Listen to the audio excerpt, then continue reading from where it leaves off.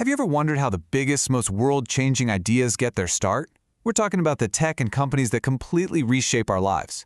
Well, behind almost all of them is this hidden financial engine.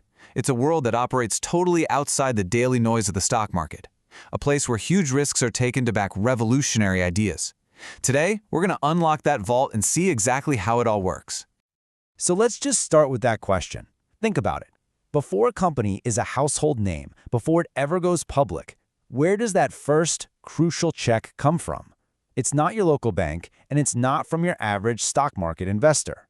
The answer is in this really fascinating and kind of secretive world of finance called alternative investments. All right, so here's our roadmap. First, we're going to break down what these alternatives even are. Then we'll zoom right in on the most famous one, venture capital, and see how it really operates. From there, we'll pull back to look at its bigger cousin, private equity. And then, and this is the really cool part, we'll uncover the surprising foundation that holds this entire system up. Okay, let's get right into it. Section 1. Beyond stocks and bonds. Before we can get to the cool stuff like venture capital, we've got to understand what makes these investments so alternative in the first place. In a nutshell, alternative investments are pretty much everything except the stuff you see on the evening news. So we're not talking about buying shares of Google or Apple or trading government bonds. Nope, we are talking about investing directly into companies and assets that you can't just buy and sell on a public market. And this slide just lays it out perfectly. You've got two completely different worlds. On one side, traditional stuff, stocks, bonds, they're liquid. That just means you can buy or sell them super easily. But on the other side, you have the alternatives, and the key word here is illiquid. You can't just log into an app and sell your stake in a tiny startup. It's a long-term game. So you might be wondering, why on earth would anyone bother with this complicated, illiquid world?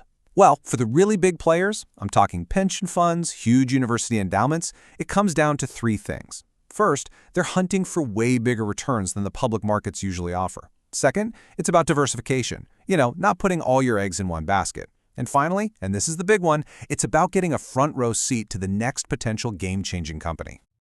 Okay, so we know why the big money is interested. Now let's dive into the most famous and maybe the most exciting piece of this puzzle. Section 2. Let's decode venture capital, the real innovation engine of our economy. Venture capital, or VC for short, is all about one thing: finding and funding super young, super risky private companies that have the potential for absolutely explosive growth. These are the startups that could never get a loan from a traditional bank, because, let's be honest, they're just too new and way too unproven. Now get a load of this number. This really shows you the kind of ambition we're talking about. VCs aren't hoping for a nice little 8% return. They are targeting an internal rate of return, which is just a fancy way to measure their profit over time of over 20%.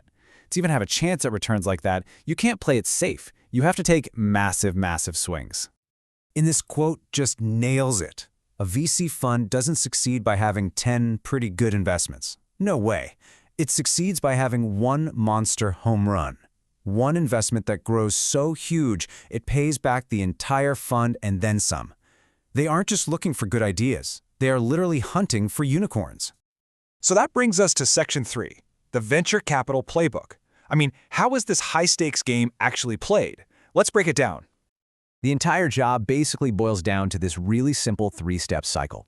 First, you have to convince people to give you a giant pile of money. Second, you got to go out and find the most brilliant startups to invest that money in. And third, you have to help those startups win so that you can eventually make a profit for your own investors. And then you start all over again. But that first step, raising the money, it is absolutely brutal. Think about it. Trying to convince someone to give you hundreds of millions of dollars to put into incredibly risky companies, it's a tough sell. It can take a year, 18 months, even longer, of just constant pitching. And who are they crawling over broken glass to meet with? Well, these are the limited partners, or LPs. And for the most part, we're not talking about individual people. These are massive institutions that manage these giant pools of money and are looking for that diversification and high growth potential we talked about earlier. So, let's say they do it. The fund is raised. Now, a giant clock starts ticking. VCs usually have what's called an investment period, maybe 3 to 5 years, to spend all that cash. The pressure is on, big time, to find those few diamonds in a massive rough. The hunt is on. So how do they even decide? It all comes down to a process called due diligence, and this classic analogy sums it up perfectly. Are you betting on the jockey, the person, the founding team, or are you betting on the horse, the idea, and the market it's in?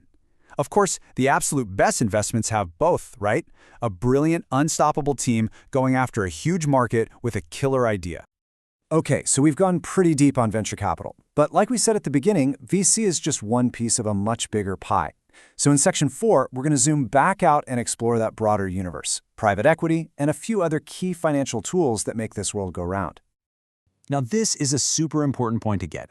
Venture capital is actually a subclass of private equity. Think of it this way. While VCs are focused on those tiny, early-stage startups, the more traditional private equity firms use their huge funds to invest in and, a lot of times, completely buy out much bigger, more established companies that just aren't on the stock market.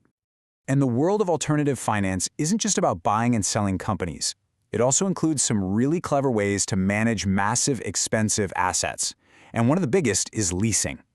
Just think of it as a tool that lets a company use something critical, like a jetliner or a giant factory machine, without having to actually buy it. They just pay a fee to use it. And what's wild is just how much stuff gets leased. I mean, we are talking about everything from corporate jets and the giant containers on cargo ships, all the way down to the vending machine in your office break room. It's a fundamental financial tool that literally keeps the physical economy moving. Okay, this all leads us to our final section. And honestly, it's where everything clicks into place. Section 5, Insurance, the financial bedrock. Because we have to ask, where does all this money for the VCs and private equity firms, where does it ultimately come from? And the answer, believe it or not, is very often the insurance industry. Just think about it for a second. Millions and millions of us pay our insurance premiums every month. Well, the insurance companies collect all that cash into this enormous pool called float, and they have to invest it to make a return. They are one of the biggest limited partners in the world, funding the funds that fund the future. And just to give you a sense of scale, check out the Indian market as a quick example. For decades, you had these giant state-owned companies that basically pooled all the nation's savings. But then, in the 90s, the whole sector was opened up. That didn't just create more competition for insurance policies, it unleashed this even bigger, more dynamic river of capital that had to be invested somewhere, fueling the whole alternative investment ecosystem. So, what's the big takeaway? We've got this world of high-risk, high-reward investing, operating mostly behind the scenes, but it's responsible for funding so much of our future. It's a world built on 10-year bets, deep research, and the constant search for that one Facebook-like home run that can change everything. So the real question is, as more and more money flows out of the public stock market and into these private funds, is this exclusive world becoming the real future of finance? It's something to think about.